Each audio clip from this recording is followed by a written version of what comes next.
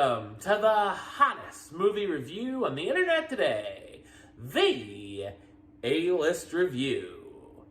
I'm your host, the Game Changer, Wes Troop. And in this episode, I'm going to be taking a look at a film that came out, a few days back on HBO Max and also in theaters. The Warrens are back in action.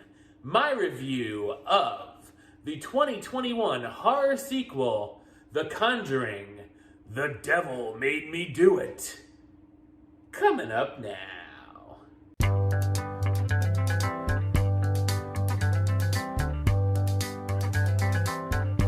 In 1981, demonologists Ed and Lorraine Warren are called back into action to document the exorcism of an 8-year-old boy named David.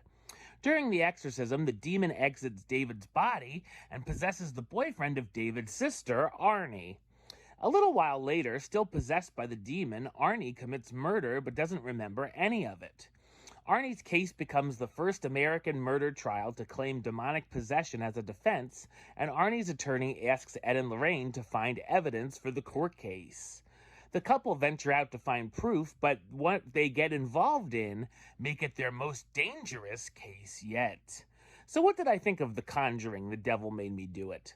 I thought it's a satisfactory horror sequel. This is the third Conjuring film, but the 8th entry into the Conjuring universe. The first two straightforward Conjuring films, which I love, were directed by James Wan, who did not return. Instead, this third part is directed by Michael Chavez, best known for directing the Conjuring spin-off, The Curse of La Llorona, which, yikes. While Chavez does a commendable job here, and the film is an improvement over La Llorona, thankfully, it just felt like something was missing in this entry, as it doesn't have the same gravitas that Wan brought to the first two. The film is also based on a true story known as the Devil Made Me Do It case in Connecticut. The movie kicks off with an awesome and exciting beginning with the exorcism with a number of creepy shots. As it goes on, there are a few spooky elements thrown in, including some in a morgue and through some tunnels, along with mostly effective jump scares.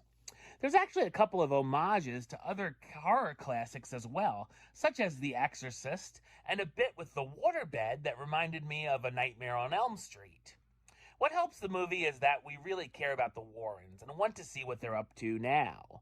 Patrick Wilson and Vera Farmiga's chemistry together as Ed and Lorraine is fantastic as always, and really is the heart of these films. This time we get flashbacks and see how they first met and fell in love back in the day. They also are trying to keep each other in check, with Lorraine worrying about Ed's heart problems, and Ed afraid that Lorraine is going in too deep with the case.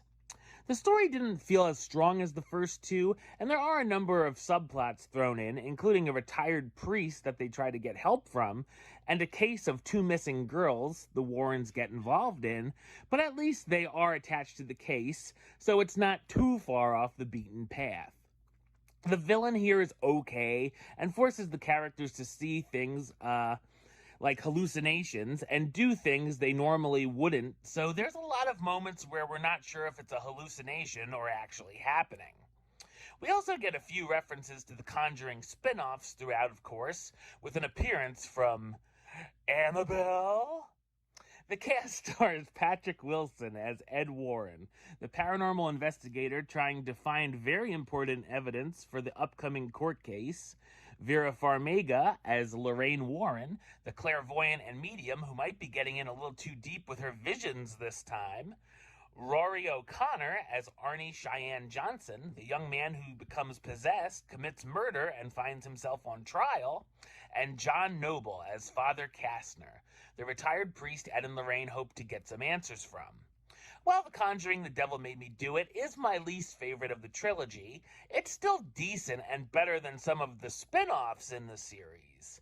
I'd still recommend it for fans of the Warrens and the other films. Number-wise, I'm going to give it a 6 out of 10, which gives it the A-list rating of do it. A small do it, but a do it nonetheless. Alright, well that's the show. I'll be back with another review very soon. But until then, don't forget to subscribe right here on YouTube. youtube.com/westside of 515. Like the show on Facebook, facebook.com/westtroupealist. And of course, you can follow me on the Twitter and the Instagram at WesAlist. Until next time, Troop out.